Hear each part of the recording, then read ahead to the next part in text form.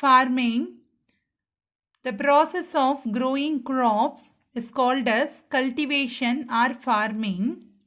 Here crops means the plants which are grown over a large area for food. That is called as crops. Here now we are going to see the various steps of farming. At first one, plowing.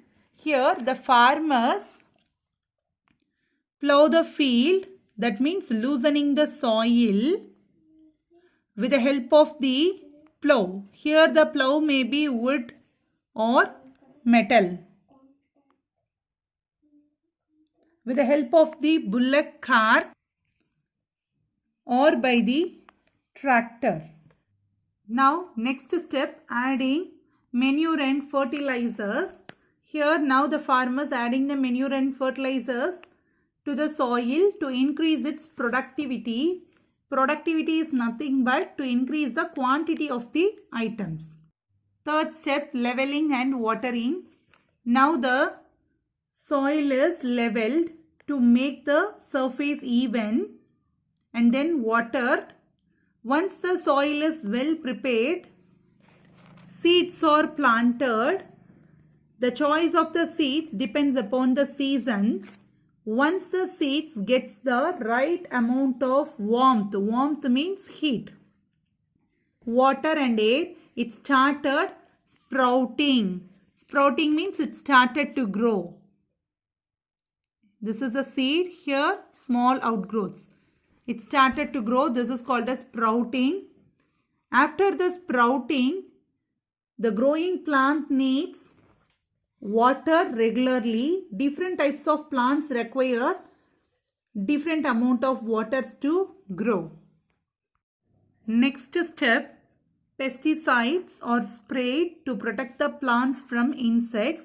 Here the pesticides are chemicals which kills the insects and pests and protects the plants from insects and pests.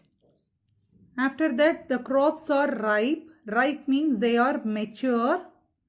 Now it should be harvested. Harvested means cutting. After the harvested, the farmers separate the ripened seeds from the plants and pack them in sacks.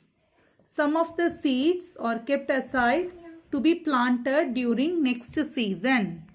To the market, the harvested crops have to be sold quickly. Here the food comes under two categories, perishable food and non-perishable food. Example for perishable food, vegetables and fruits. Here these vegetables and fruits get spoiled very fast and cannot be stored for a long period of time, and it should be quickly transported to the wholesale market or mandi. Non-perishable food, example grains and pulses. It can be packed in bags and can be stored for a long period of time and sold in bulk. Now from the mandi, the middlemen or wholesalers purchasing everything from the mandi. From the wholesalers and middlemen, the retailers or grocers purchasing the items or materials. From the retailers or grocers, we are buying what we need. Consumers means here we are the consumers purchasing everything from the retailers or grocers. Community eating. We eat food with our family every day, and on special occasions, we eat together with our extended family and friends at home or even outside. Many communities organize a community meal. Meal means food. To mark certain events or occasions. Occasions means birthday, wedding ceremony, like that. In that occasions, people eat together in large groups. The meal is generally prepared by the members of the community. Eating the same food together on special occasions is known as community eating. Langar. Langar is the community meal served in Gurudwaras. At Langar, food is cooked in large quantities and served to people free of cost. Here, this Langar shows the concept of equality, and it is showing that all are equal in the eyes of God. Here many people are involved in organizing a langar. There are people who prepare the food and the people clean the area after the food is over, and some of the people serve the food, and there is or neatly spread out for people to sit on, and food is served in disposable plates, that means use and throw, made of dried and pressed leaves. And the langar was started by Guru Nanak, and it combines three noble principles, that means three aims. First one, charity, that means giving money or food to people who are in need. Second one, community service. And third one, social equality, which means equal in rights, status, in everything. Eating during festivals.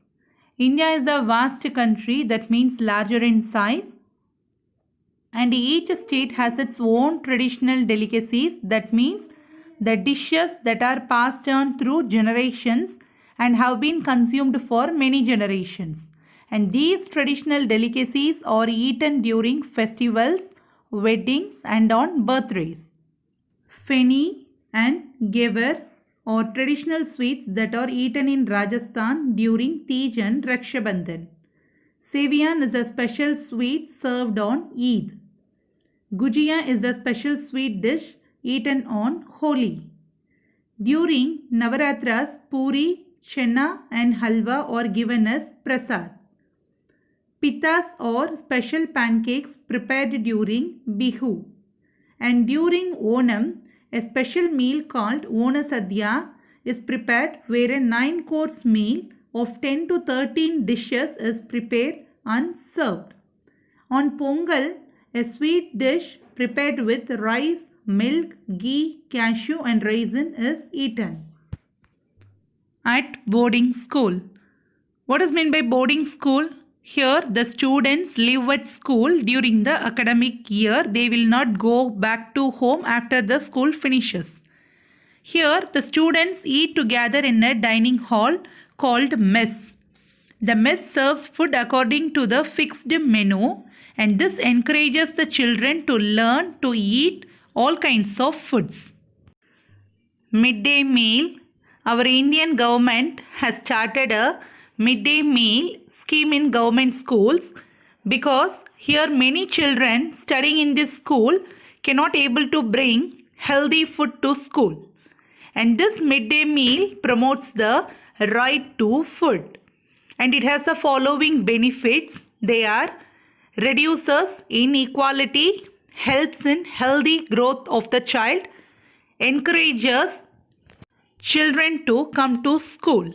I hope you all understood the chapter. Thank you.